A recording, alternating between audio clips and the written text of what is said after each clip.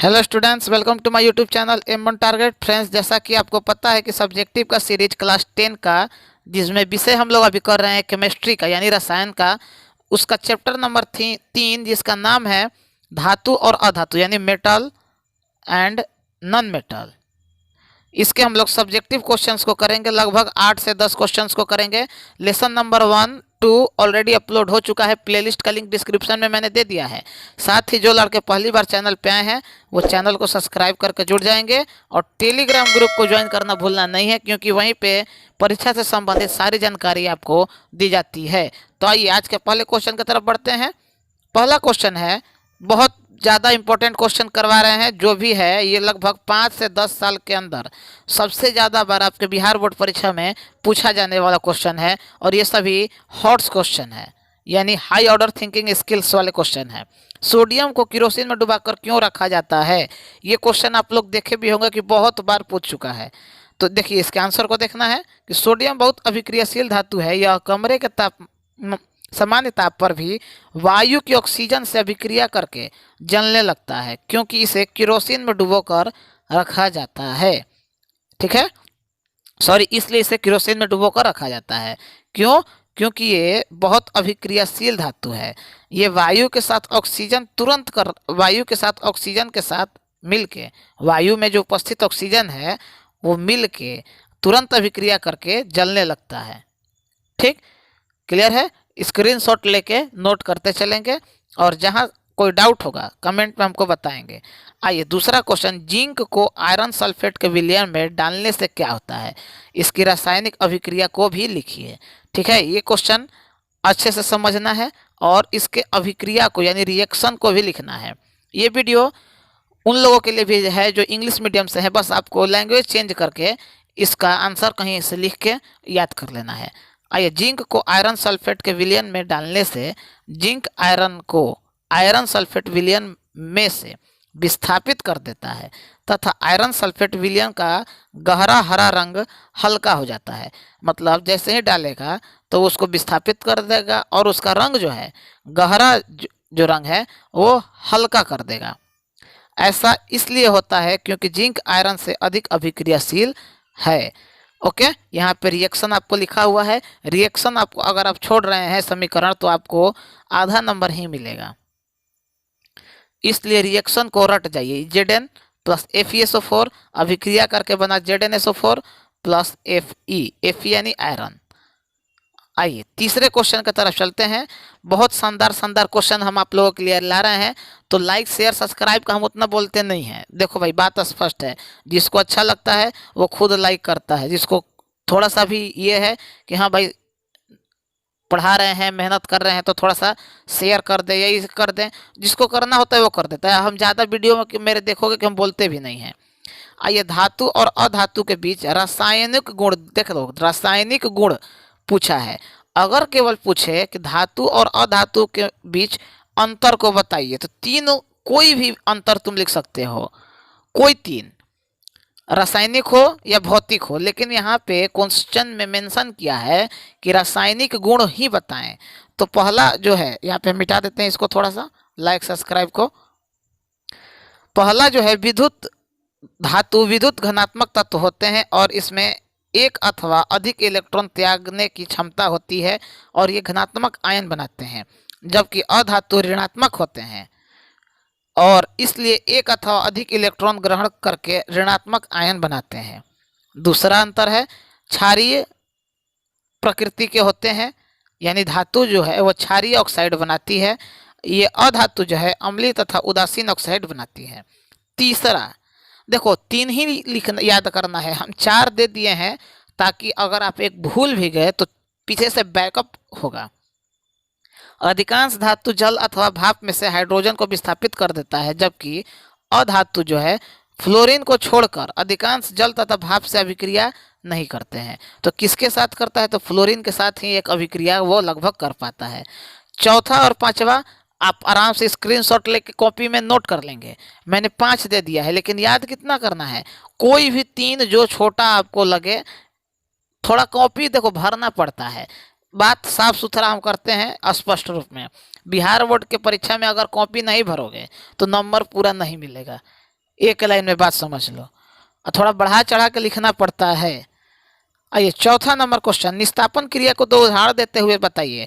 ये क्वेश्चन 2012, 16, 17 में भी पूछ चुका है, लगातार पूछ रहा है।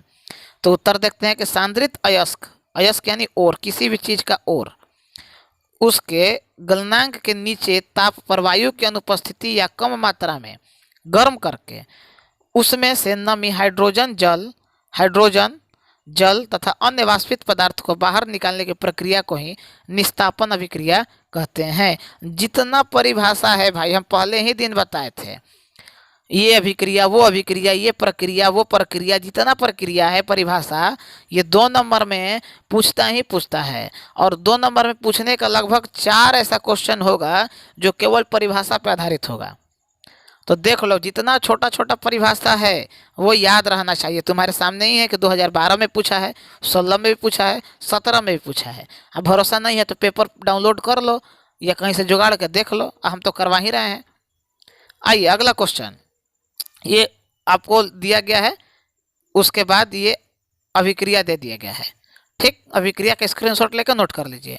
आइए 6 नंबर क्वेश्चन, अयस्क व खनिज को परिभाषित कीजिए। देखो परिभाषा, देखो यहाँ पे परिभाषा 2013 में पूछा है, 16 में भी पूछा है, और ये क्वेश्चन लगभग 2018 में भी हमको लग रहा है कि पूछा था। अयस्क को बोलते हैं और खनिज को बोलते हैं मिनरल, और साथ में इसके अंतर को भी बताना है। तो खनिज यानी मिनरल प्रकृति में पृथ्वी के अंदर धातु एवं उनके यौगिक जिस रूप में पाए जाते हैं उसे खनिज कहते हैं, जबकि और यानी अयस्क जिस खनिज से किसी धातु को प्रचुर मात्रा में कम व्यय पर आसानी से प्राप्त किया जा सके उस खनिज को उस विशिष्ट धातु का अयस्क कहते हैं। परिभाषा भी याद कर लोगे, ये ऊपर और नीचे करके लिख दोगे तो अंतर में काउंट हो जाएगा। देख लो वही क्वेश्चन है, खनिज एवं अयस्क में अंतर, सभी अयस्क खनिज होते हैं परंतु सभी खनिज अयस्क नहीं होते हैं। सबसे शानदार लाइन है कि खनिज तथा अयस्क यानी में जो मेन अंतर है कि सभी अयस्क खनिज होते हैं लेकिन सभी खनिज अयस्क नहीं होते हैं। इम्पोर्टेंट करके नोट करते चलो, इससे बाहर क्वेश्चन एकदम मेरा विश्वास करो नहीं आएगा। और थोड़ा सा हम इसलिए बोलते हैं शेयर के लिए कि जो लड़का गरीब है उसको तो कम से कम शेयर कर देना। आइए अगला क्वेश्चन, विद्युत रासायनिक श्रेणी के आधार पर व्याख्या कीजिए कि क्यों कॉपर तनु सल्फ्यूरिक अम्ल को में घुलकर हाइड्रोजन गैस मुक्त नहीं करता है। 2017 में भी पूछा है, 18 में भी पूछा है, और ये 2020 में भी पूछा है, लगातार पूछा है। देख लो, हम जानते हैं, आंसर को देखते हैं कि धातु सक्रिय श्रेणी में हाइड्रोजन से ऊपर स्थित हैं, वे ही अम्लों में से हाइड्रोजन विस्थापित कर पाती हैं। वैद्युत रासायनिक श्रेणी में कॉपर हाइड्रोजन में नीचे स्थित है, अतः कॉपर तनु सल्फ्यूरिक अम्ल में घुलकर हाइड्रोजन गैस मुक्त नहीं करता है। देखो ऐसे ही ज़्यादा बड़ा बड़ा क्वेश्चन नहीं पूछता है, 3 से 4 लाइन अभी याद करो। हम लास्ट में दिसंबर जनवरी के लमसम में सामने आके या जैसे भी संभव होगा भाई, देखो जहाँ तक संभव होता है करते हैं। कुछ लोग आते हैं कमेंट में फालतू बात लिखते हैं तो उनको हम सीधे ब्लॉक करते हैं। बात स्पष्ट है, जहाँ तक संभव हो रहा है 2022-23 वाला जो सत्र है उसको हम अभी लाइव पढ़ा रहे हैं। इसके बाद ये सभी वीडियो हमेशा यूट्यूब पे रहेंगे, हमेशा, कि जो लड़का जब चाहे, जब बिहार बोर्ड का ये सिलेबस जब तक ना चेंज हो जाए तब तक ये वीडियो रहेंगे और आराम से फ्री में तैयारी कर सकता है। आइए 8 नंबर क्वेश्चन कि प्लेटिनम, सोना और चांदी का उपयोग करके ही आभूषण क्यों बनाए जाते हैं, बाकी चीज़ों से क्यों नहीं बनाए जाते हैं। तो आंसर देखते हैं, प्लेटिनम सोना चांदी सबसे कम अभिक्रियाशील धातु है, ये अभिक्रिया बहुत कम करता है, इसलिए ये प्रकृति में मुक्त अवस्था में पाई जाती है। क्वेश्चन भी पूछता है कि निम्नलिखित में से कौन प्रकृति में मुक्त अवस्था में पाई जाती है, तो कौन, सोना, चांदी और प्लेटिनम। ओके, ये अपनी चमक बहुत लंबे समय तक बनाए रखती है, यही कारण है कि इनका प्रयोग आभूषण में किया जाता है। चांदी का अभिक्रिया जो होता है, हमको कमेंट में आप लोग बताइएगा कि चांदी जब ऑक्सीकरण अभिक्रिया करती है या वायु के साथ अभिक्रिया करती है तो किस कलर का हो जाता है, रंग इसका कैसा हो जाता है चांदी के कुछ दिनों के बाद, इस तरह बताओ कि कुछ दिनों के बाद चांदी का, सॉरी सोना पे हम टिक किए हैं, सोना नहीं, चांदी का रंग किस रंग का हो जाता है कुछ दिनों के बाद। कमेंट में जरूर बताइएगा, इसका ट्रिक भी हम बताए थे। आइए अगला क्वेश्चन, सोडियम पोटेशियम एवं लिथियम को तेल के अंदर संग्रहित किया जाता है क्यों। देखो वही क्वेश्चन है, पहला जो क्वेश्चन हम करवाए हैं। देखो सोडियम को केरोसिन में डुबो कर रखा जाता है क्यों, लेकिन अभी तक केवल लड़के जानते हैं कि सोडियम को ही रखते हैं, लेकिन यहाँ पे पोटेशियम और लिथियम को भी तेल के अंदर रखा जाता है। तो सेम वही क्वेश्चन है, यहाँ पे आपको चिपका देना है, लेकिन फिर भी हम आपको पढ़ के बता रहे हैं कि सोडियम पोटेशियम और लिथियम बहुत अधिक अभिक्रियाशील है। ये कमरे के सामान्य ताप पर वायु की ऑक्सीजन से अभिक्रिया करके अपने ऑक्साइड बनाते हैं।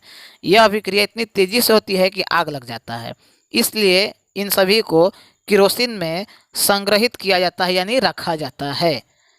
ओके, अभी बहुत ज़्यादा अभिक्रियाशील है, मारपीट करने लगेगा, इसीलिए इसको केरोसिन में रखते हैं, काम खत्म।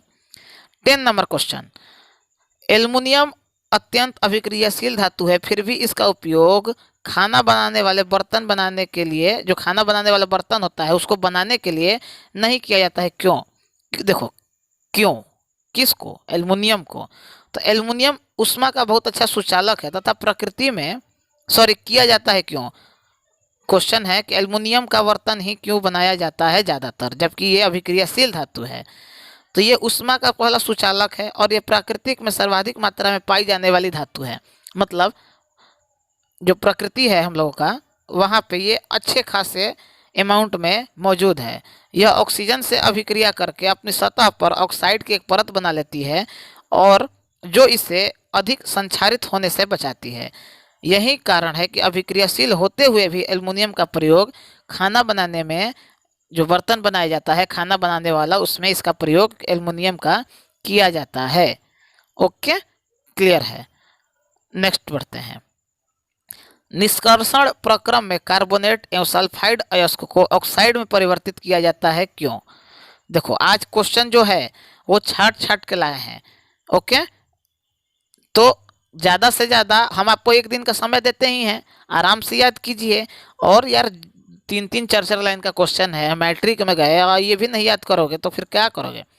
कार्बोनेट अथवा सल्फाइड अयस्क से धातु प्राप्त करना बहुत कठिन होता है, जबकि धातु ऑक्साइड से धातु प्राप्त करना सरल। यही कारण है कि कार्बोनेट अथवा सल्फाइड अयस्क को पहले धातु ऑक्साइड में परिवर्तित किया जाता है। एकदम देखो कितना आसान है कि जो रूप में है उस रूप में हम प्राप्त करने में सक्षम नहीं है, क्योंकि बहुत मुश्किल है, इसीलिए उसके रूप को बदल देते हैं और उसके बाद प्राप्त कर लेते हैं। अपने से भी तुम दिमाग लगा के समझ के लिख सकते हो। तो फ्रेंड्स आज का जो हमारा ये सेशन है वो कंप्लीट होता है और मेरा यही है कि आप, भगवान आपके मेहनत को सफल बनाए और आप लोग ईमानदारी से बस मेहनत करते चलिए।